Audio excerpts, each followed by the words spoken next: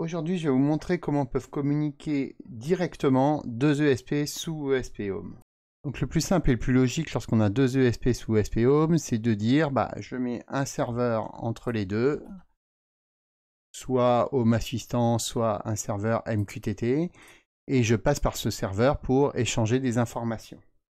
Donc ça fonctionne très bien jusqu'à ce que ce serveur soit n'existe plus, soit pour une raison ou une autre ne fonctionne plus. Alors l'idée ici, c'est d'utiliser des composants ESP Home pour communiquer directement. Donc pour faire cela, on aura d'un côté un serveur REST pour partager les informations et de l'autre un composant HTTP request qui ira chercher les informations sur l'autre ESP. Donc tout ça peut paraître un petit peu compliqué, d'ailleurs j'avoue que j'ai mis pas mal de temps à préparer cette vidéo, donc je vais vous montrer tout de suite ce qu'on va faire, ce sera plus concret. Donc ici j'ai un D1 Mini et ici j'ai un ESP32 et lorsque je vais appuyer sur le bouton flash de l'ESP32, ça va allumer ma LED du D1 Mini. Ensuite, j'ai ici un template number sur mon ESP32, un autre template number sur mon D1 Mini. Et lorsque je bouge la valeur de ce template number, ça met à jour l'autre également. Ensuite, dans l'autre sens, si je change la valeur du template D1 Mini et que j'appuie sur le bouton Get Number, je vais récupérer cette valeur et je vais mettre à jour mon template ici. Et dernière chose, on va utiliser l'API d'OpenWeatherMap pour récupérer la température qu'il fait ici à Rennes en appuyant sur ce bouton. Voilà, elle m'a retourné 18°81. Donc je commence par configurer mon D1 Mini. Alors c'est lui le D1 Mini sera passif, c'est-à-dire qu'il recevra et qu'il enverra des données uniquement quand on lui demandera. Donc ici c'est très simple, j'ai juste un composant web server. Ensuite je configure la LED sur le GPIO 02, donc c'est la LED qui est embarquée, et j'ai un template number. Donc voilà ce que ça donne. Ici on a un switch qui nous permet d'allumer et d'éteindre la LED. Et ici on a un template number, donc on peut ajuster une valeur. Donc ce qu'il faut bien comprendre, c'est que lorsqu'on ajoute le composant web server à un ESP, automatiquement il y a une API REST qui est activée et qui va nous permettre de récupérer et de mettre à jour les états des différents composants qu'on a sur notre ESP. Donc une API REST, pour faire simple, c'est un serveur web qui va fournir différents services. Pour mieux comprendre comment ça fonctionne, moi je vous conseille d'installer une extension sur un de vos navigateurs. Donc moi j'ai choisi RESTman ici pour Chrome. Et ici on va pouvoir interroger les différents services d'une API REST. Donc pour avoir la doc de mon API REST, je vais sur le composant Web Server et ici j'ai un lien vers la REST API.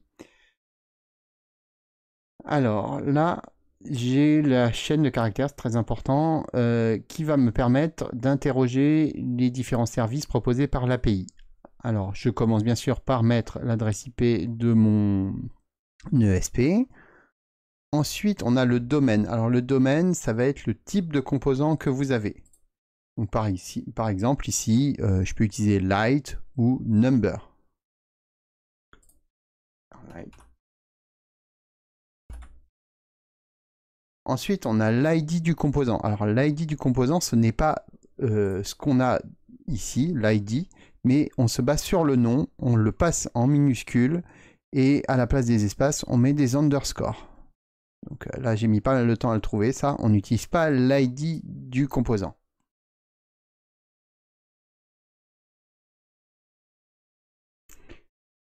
Voilà, donc là, je suis en get, ça veut dire que je veux avoir la valeur. Et là, ma LED est bien sûr off. Donc si j'allume ma LED, que je relance ma requête, là je suis bien à on. Donc j'ai pu lire la valeur sur mon API REST. Donc je peux faire exactement la même chose pour mon template number.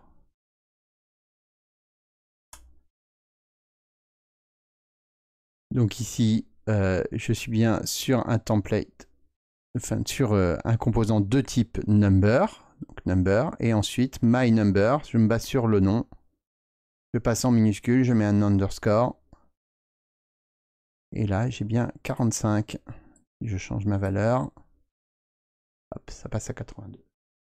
Donc maintenant, imaginons que je veuille changer les valeurs. Donc je vais ne plus renvoyer une requête get qui va me retourner une valeur, mais une requête post qui va m'en poster une. Ensuite, je remets mon onboard LED. Et là, je vais utiliser une méthode. Alors, pour savoir quelles méthodes sont disponibles, il faut que je retourne ici sur la doc et que je regarde pour mon type de composant. Donc moi ici, pour ma LED, c'est un composant light. Quelles sont les méthodes disponibles? Donc ici, j'ai 3 méthodes, turn on, turn off et toggle. Donc je vais utiliser toggle pour inverser la valeur de ma LED. Toggle, j'envoie ma requête. Ça ne fonctionne pas parce que je suis resté ici en get. Donc il faut bien être en post pour envoyer une valeur. Et là, ça fonctionne. Donc vous l'avez compris, je peux maintenant également modifier la valeur de mon number. Donc si je vais sur number, je dois utiliser la méthode set. Et là, la méthode set prend un paramètre. Voilà, désolé. Elle prend un paramètre, donc c'est la valeur du number. Donc la notation c'est comme ça, on met un point d'interrogation et après notre paramètre et sa valeur. Donc ce qui va donner ici pour notre number, value égale 60 par exemple. Je l'envoie. Voilà, je suis à 60. 40. Voilà, ça change. Donc là, on est content, ça fonctionne depuis le navigateur web, mais ce qu'on veut, nous, c'est que cela fonctionne depuis un autre ESP. Donc comment? Je commence sur le ESP32 par déclarer mon bouton flash. Donc c'est sur le GPIO 0, on l'a déjà fait plusieurs fois. Et ensuite, je déclare un composant HTTP request. Alors là, je dis juste à ESP home que je vais utiliser HTTP request. Le user agent, c'est pour dire à l'API que je vais interroger qui je suis. Donc là, je dis c'est un ESP home. Le timeout, c'est le temps pour lequel je vais me dire que ma requête elle est perdue. Donc là, 10 secondes. Et je lui donne un ID. Donc là, ce que je vais dire maintenant, c'est lorsque j'appuie sur mon bouton, je veux toggle la LED de mon Day One Mini. Donc, on press, ça c'est le trigger, et à ce moment-là, il y a une action. Alors l'action, c'est en lien avec notre HTTP request, notre composant HTTP request. C'est du post. Donc là, on va poster une valeur. Et comment... l'ID, c'est l'ID de mon objet HTTP request. Et ensuite, je lui donne l'URL. Donc là, c'est exactement la même URL que ce que j'utilisais sur mon navigateur. Donc voilà, maintenant, lorsque j'appuie sur mon bouton, ça allume ma LED de l'autre côté. De la même façon, je peux créer un template number sur mon ESP32 qui va mettre à jour mon number de la Day One Mini.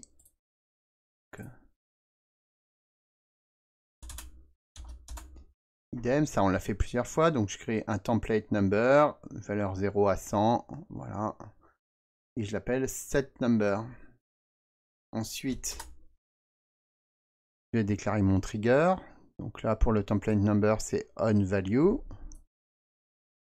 Ensuite, on utilise l'action post, et là pour l'URL c'est un petit peu compliqué, on va être obligé d'utiliser un lambda, car vous voyez, ici j'ai le début de mon URL, mais ici le 40 doit être dynamique, ça doit reprendre la valeur de mon template. Donc dans ces cas-là, on fait comme ça. Hein. J'ai toujours une grosse galère hein, pour trouver comment on change enfin, on type les éléments.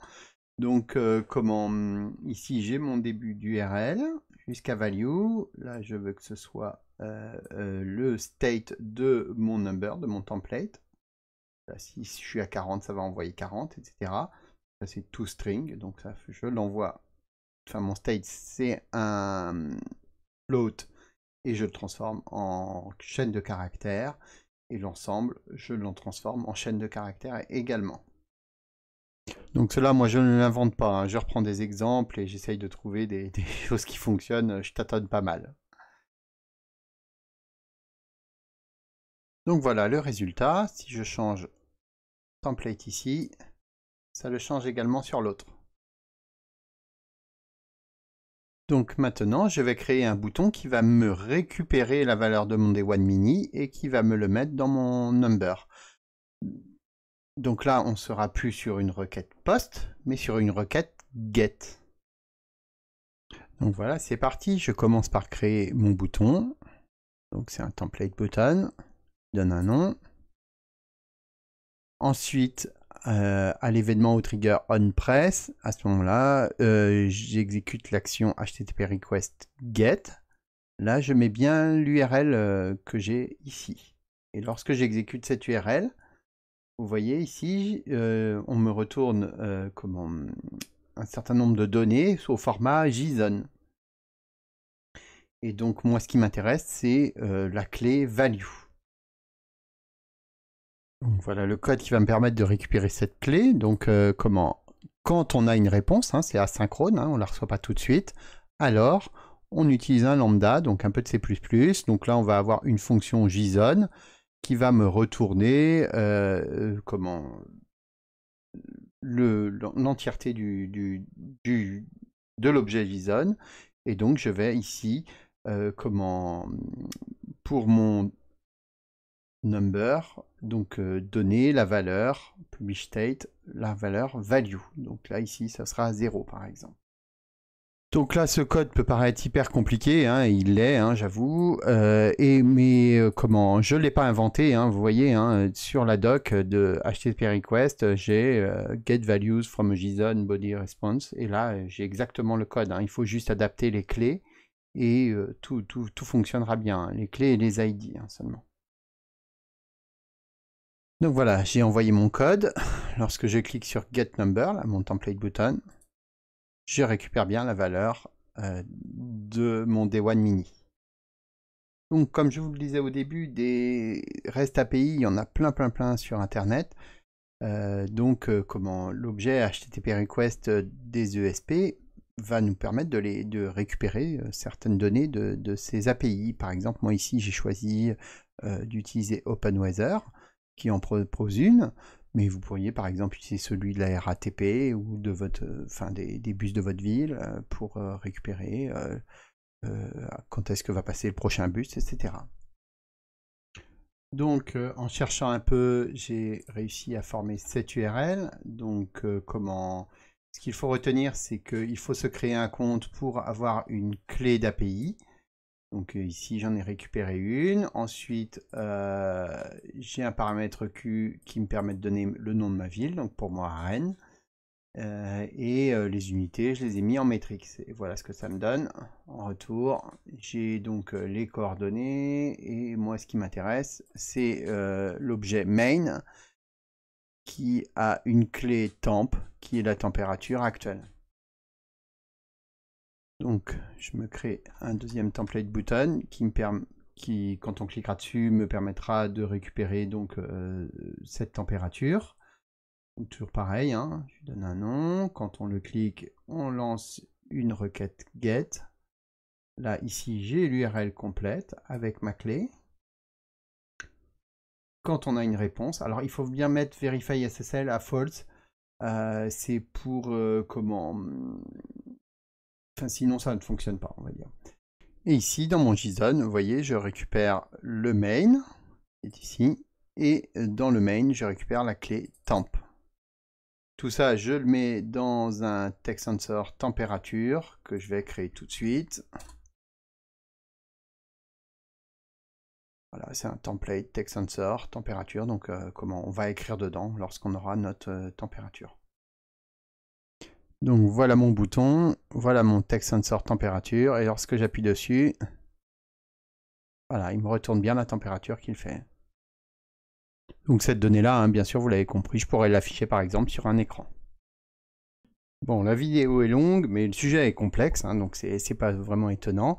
Mais pour finir, je voulais quand même vous parler un petit peu sécurité, parce que ben, vous imaginez bien, il suffit de connaître l'adresse IP de votre ESP, de connaître un petit peu les endpoints, enfin les URL qui permettent d'interagir avec l'API, et on peut faire à peu près tout ce qu'on veut. Donc, si on veut vraiment sécuriser les choses, il faut passer par Home Assistant. Là, on utilisera l'API ESP Home, donc là, il n'y aura pas de problème. Mais il y a une solution intermédiaire, c'est de passer par l'authentification du serveur web. Donc là, on aura un username et un mot de passe, ce qui permettra de rendre les choses un petit peu plus complexes. Donc, je commence par me rendre sur mon Day One Mini, et ici, sur le web server, je vais rajouter donc mon authentification. Comme ça. Alors là, on peut utiliser le fichier secrets, hein, qui va être commun à tous les ESP Home. Moi, je vais le mettre directement, là, juste pour l'exemple. Bien sûr, une meilleure pratique d'utiliser le fichier secrets. Donc voilà mon user et mon mot de passe.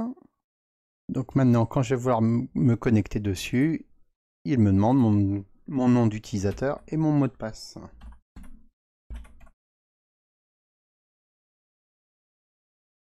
Voilà.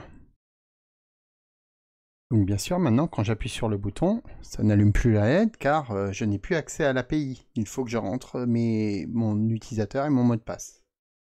Donc la solution, j'ai mis pas mal de temps à la trouver. Donc elle est sur la doc ESP Home tout simplement. Donc il faut aller dans Cookbook. Et ici, j'ai Share Data Between two ESP Home. Donc c'est ce qu'on veut faire. Tout en bas de la page, il nous explique ce qu'il faut envoyer, donc c'est autorisation, et ensuite on va trouver la ligne qu'il faut mettre, hein, parce que c'est une ligne très longue, hein, vous le voyez là, c'est l'autorisation comme ça, c'est toute cette ligne là. On va pouvoir la trouver grâce aux outils de développement des navigateurs. Alors je vais vous montrer ici comment faire sous Chrome, c'est à peu près équivalent sous Firefox. Donc je clique bouton droit, inspecter. J'ai accès aux outils de développement, je vais sur l'onglet Network, ensuite je change une valeur ici, donc là ça va utiliser l'API REST en fait. Voilà, donc ça c'est ma nouvelle requête, et ici j'ai la ligne autorisation, donc je la copie, et je vais la coller dans mon firmware. Là j'ai repris l'exemple de code, ce code là. Et donc, à la place de mon autorisation, je remets celui que je viens de récupérer. Et donc maintenant, cela fonctionne à nouveau. Alors attention, hein, les mots de passe, etc. sont quand même fournis en clair sur le réseau, donc ça c'est plus compliqué en fait à hacker, mais c'est toujours possible, hein, c'est pas une sécurité optimum. Voilà, je ne sais pas si vous serez très nombreux à arriver au bout de cette vidéo-là.